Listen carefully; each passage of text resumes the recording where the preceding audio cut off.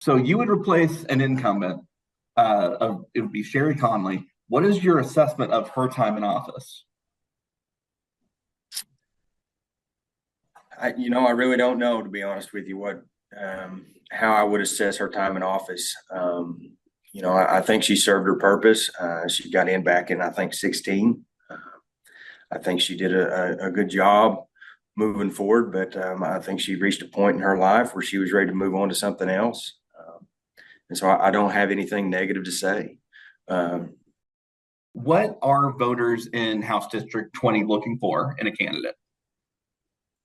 from what I'm being told on the doorstep, they right now they just really want somebody that they can trust, somebody that'll be available to them, somebody that can listen to them, and just keep them informed. That seems to be the biggest issues right now, from the candidate directly. Now, obviously, as a government, they're looking for somebody that's going to go up there and try to advocate to get them as much money back in their pocket as they can through cutting taxes, with the governor or whatever we can do as a state to try to help the economy and help them out. You and your opponent have both said that a top priority is cutting taxes. Where should that come from? And do you think both chambers of the legislature have the appetite to cut more taxes? Based on my conversations with them, yeah, it sounds like everybody's on board on looking at some tax reform. I think one of the things that we can do is try to use what cuts we've made already. The governor's done a pretty good job with the legislature the last few years of really buckling down and tightening the belt on what they're spending. And so I think there's already been some cuts made that we can really kind of grab a hold of. And I want to see us cut those taxes for those senior citizens first.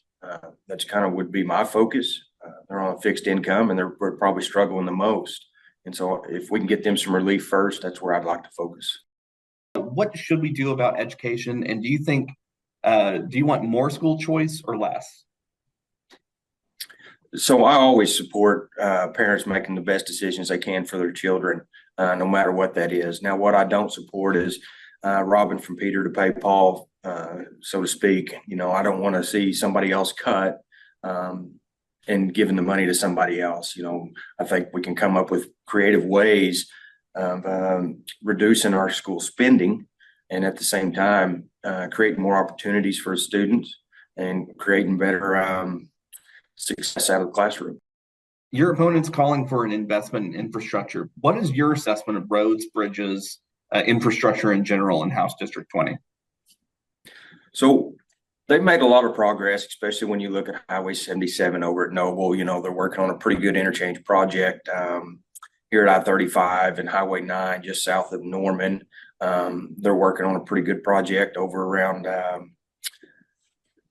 Newcastle area. I think Highway 76 is kind of starting to get underway on the preliminary construction components of it. So I think we're doing a pretty good job of investing in our infrastructure right now. We've got some things in place. Sherry Conley was obviously a pretty good advocate for all that. And I really look forward to seeing the outcomes of that Highway 76 project. It's going to be good. They've got a lot of problems over there with traffic. It's very congested, and I look to see that really help everybody out over there. But we're making good progress on our roads and bridges. We need to try to make sure the counties are receiving the funds that they need for our rural roads, and not just all of our state highways.